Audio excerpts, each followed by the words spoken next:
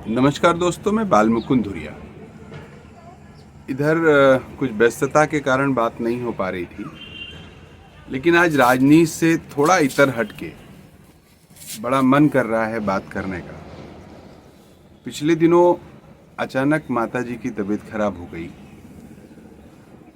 और हार्ट में पेन हुआ, तो ज़िले के हमारे डॉक्टर साहब ने कहा कि भाई गंभीर समस्या है, इनको लखनऊ ले जाइए। लखनऊ में ट्रामा सेंटर में या तो लारी ले जाइए या तो फिर लोहिया ले जाइए। और डॉक्टर साहब ने राय दिया कि लारी में बड़ी भीड़ है, हालांकि आप पॉलिटिकल आदमी हैं, अभी एमपी एमएलए से बतिया लीजिएगा, हो सकता है कुछ रियायत हो जाए, लेकिन अच्छा होगा आप लारी मत जाइए, आप लोहिया चले जाइए।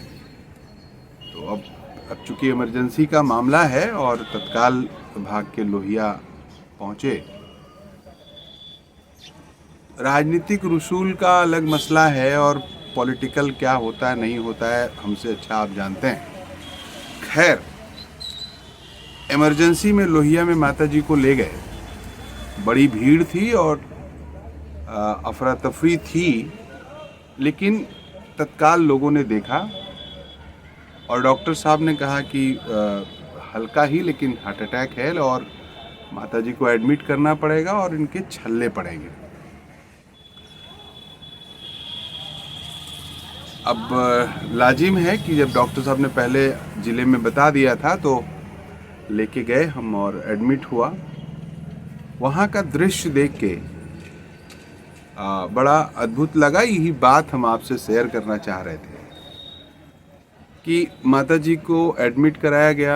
चूँकि बीच में संडे पड़ गया, तो एक दिन डिले करके दूसरे दिन डॉक्टर साहब ने, बड़े डॉक्टर ने बुलाया और उन्होंने कहा देखिए 2 ब्लॉकेज हैं और एक बड़ा है, एक थोड़ा कम है, और बड़े वाले में हम छल्ला डालेंगे तो इतना धन लगेगा, करीब 40,000, और 2 छल्ले आते हैं, एक 40,000 के, एक 25,000 के।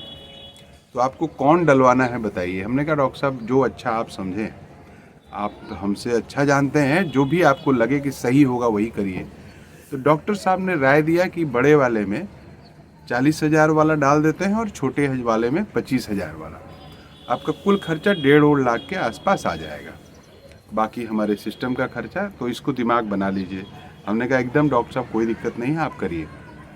लेकिन जब माताजी को दूसरे दिन चढ़ाने लगे, एंजियोग्राफी हुई और बड़ा छल्ला डालने के बाद माताजी चूँकि ओल्ड एज हैं और पहले भी एक बार उनको कैजुअल्टी हो चुकी थी, तो फिर उनको एक ही छल्ला पड़ा। और छल्ला दे के जब बाहर आए तो डॉक्टर साहब ने हमको बुलाया बीच में कि भाई देखो ऐसी स्थिति है, एक ही छल्ला पड़ पाएगा और दूसरा फिर कभी ज़रूरत होगी तो देखा जाएगा, अदरवाइज़ कोई ज़रूरत नहीं है, चलेगा। तो फिर लेके आए और फिर जब आईसीयू में ले गए तो अचानक तबीयत ख़राब हो गई, बीपी वगैरह डाउन होने लगा और उलझन थी। तो बड़ा मेहनत किया डॉक्टर्स ने और फिर कैसे करके भी रात 2 बजे के आसपास चीज़ें कंट्रोल में आई। ये एक प्रोसीजर है, ये हुआ। दूसरे दिन फिर उलझन बढ़ी थी, तो बड़े डॉक्टर जब आए, जो मेन डॉक्टर थे जो देख रहे थे, तो उन्होंने कहा, हमको बुला के कहा कि देखो भाई एक सेंटर से एक लगेगा, इनको जो बिगो से दिया जा रहा है वो ठीक नहीं है, थोड़ा रिक्सी है, लेकिन ज़रूरी है करना। तो उन्होंने वो किया। फिर थोड़ा अनकॉन्शियस थी तो सीटी स्कैन वगैरह कराया गया, न्यूरो के डॉक्टर आके बात किए। तो इतना सब जो कुछ हुआ, फाइनली जब मैंने बिल देखा तो वो बिल करीब 90 या 1 लाख के आसपास आया कुल मिला के। और दूसरी जो एक बात है कि मैंने ऑब्ज़र्व किया और डॉक्टर साहब ने भी बताया कि जैसे बड़ा वो जो मॉनिटर वगैरह है, बहुत सारे इक्विपमेंट हैं, वो आउटडेटेड हैं, चल नहीं रहे हैं, गलत रीडिंग दे रहे हैं। फिर मैंने देखा आईसीयू में कुल करीब वही 25-25 बेड थे, जिस पे इमरजेंसी के मरीजों को भर्ती किया जाता था और फिर उनका एंजियोग्राफी किया जाता था। इतना बड़ा हॉस्पिटल, केवल 25 वार्ड। पूरे उत्तर प्रदेश का लोड लखनऊ पे रहता है। इधर बिजनौर, मुरादाबाद, मेरठ से लेकर इधर पूर्वांचल, गाजीपुर, बलिया और सोनभद्र तक। तब बात समझ में, और जो बेड थे सारे बेडों पे होल थे। डॉक्टर से हमने कहा, तो जो लोग अटेंडेंट थे तो लोगों ने कहा कि भाई अब यही है जो है, अब क्या किया जाए। मसला ये है कि यही इलाज अगर मैं किसी प्राइवेट हॉस्पिटल में कराता तो 4-5 लाख रुपए का खर्चा आता, और करीब 5-7 दिन माताजी एडमिट थी, तो नेचुरली इतना पैसा आ जाता। लेकिन गवर्नमेंट हॉस्पिटल में ये नहीं हुआ और मिनिमम पैसे में हमारा हो गया। हमने देखा हमारे साथ बहुत सारे जो मरीज भर्ती थे, किसी के तीमारदार, एक तो हमारे बगल में एक लेडी भर्ती थी, उनका तीमारदार जो था वो एक टीनेजर बच्चा था, वो भी कैसे करके इसका इलाज हुआ। बहुत सारे लोगों का इलाज ऐसा हो रहा था कि एक बार आप एडमिट कर दीजिए तो बाकी डॉक्टर्स की जिम्मेदारी है, वो सारा देखेंगे, आप केवल उनके साथ अटेंडेंट की तरह रहिए। तब दिमाग में बार बार ये बात कौंध रही थी, जब गवर्नमेंट का सिस्टम इतना अच्छा है तो क्यों सरकार प्राइवेट करने पे तुली हुई है।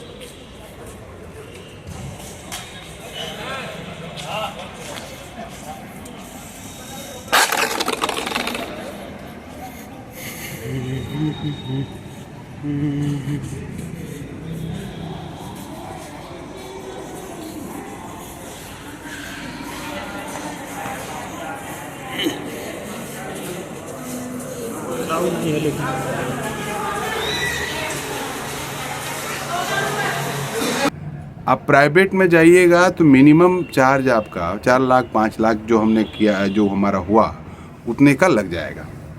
सरकार एकदम कॉन्शियस नहीं है कि इतना बड़ा उत्तर प्रदेश है और कार्डियोलॉजी में, या फिर हम न्यूरोलॉजी भी कह सकते हैं या फिर यूरोलॉजी भी कह सकते हैं, 25-25 वार्ड 30 वार्ड केवल इमरजेंसी के हैं आईसीयू में। वो 200 क्यों नहीं हो सकते हैं, वो 250 क्यों नहीं हो सकते हैं? इतना बड़ा उत्तर प्रदेश है, डॉक्टर्स की संख्या वहाँ और ज़्यादा क्यों नहीं हो सकती है? आप एक धार्मिक आयोजन करेंगे इलाहाबाद में और खर्चा करेंगे 5,000 करोड़ 10,000 करोड़, और हॉस्पिटल्स में आप दवाइयाँ भी प्रोवाइड नहीं करा पा रहे हैं, भीतर से खरीदना पड़ रहा है लोगों को। ये चीज़ें और सस्ती हो सकती थी आम आदमी के लिए, लेकिन सरकार का इंटेंशन नहीं है। मॉनिटर्स बिगड़े हैं, मशीनें पुरानी हो गई हैं, रिस्पॉन्ड नहीं कर रही हैं, सारे बेड ऐसी की तैसी है। और मैंने देखा कि जो बेडशीट होती है, 4 दिन से बेडशीट नहीं आया, तो जो बेचारे 4th क्लास वाले हैं वो पर्दा कहीं कहीं से अरेंज करके मरीजों के नीचे बिछा रहे हैं कि डॉक्टर साहब आके डांटेंगे, और बेडशीट नहीं है। ये बुरा हाल हो गया है। तो ये जो सरकारें हैं प्रो पब्लिक हैं, जनता के लिए हैं, तो क्या इनका ध्यान हॉस्पिटलों पे नहीं होना चाहिए? आपके लिए जो सबसे ज़्यादा ज़रूरी है, आपके लिए जो सबसे ज़्यादा मुफीद है, उस काम को करने के बजाय आप 1 करोड़ दिए जला के वर्ल्ड रिकॉर्ड बना रहे हैं और लाखों लाख लोग मरने के कगार पे हैं। वहीं हमने देखा, हमारी जो लोग सुन रहे हैं उनसे भी ये अर्ज है कि थोड़ा इसको गंभीरता से समझें। आयुष्मान योजना एक अच्छी योजना है, गरीबों को 5 लाख का इलाज मिल जाती है, लेकिन सुनने कहने में अच्छा लगता है, उतना व्यवहारिक नहीं है। आयुष्मान के लिए एक अलग सा काउंटर नहीं बनवा सकते हैं? वैसे तो आयुष्मान की राशि 10 लाख होनी चाहिए कि इलाज थोड़ा मुकम्मल हो जाए, लेकिन 5 लाख पे भी आयुष्मान जो कार्ड होल्डर है उनके साथ क्या व्यवहार हो रहा है? उनके साथ ऐसा व्यवहार हो रहा है कि ये लोग फ्री में आ गए हैं, इतना करो नहीं तो नहीं होगा, उतना करो नहीं तो नहीं होगा, बीच में इलाज रोक दिया जा रहा है। ये सिस्टम का फेल्योर है।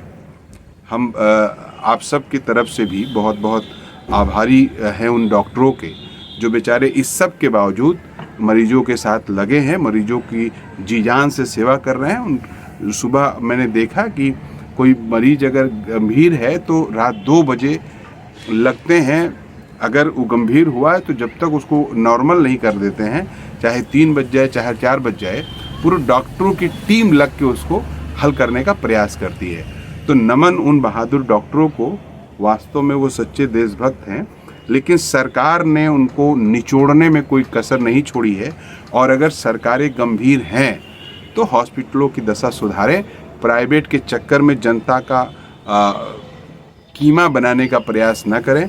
प्राइवेट हॉस्पिटलों के चक्कर में जनता को के साथ जो लूट हो रही है उसको अगर गंभीर है सरकार तो रोके, लेकिन आपको भी समझना चाहिए कि सरकारें क्यों गंभीर नहीं है। नमस्कार।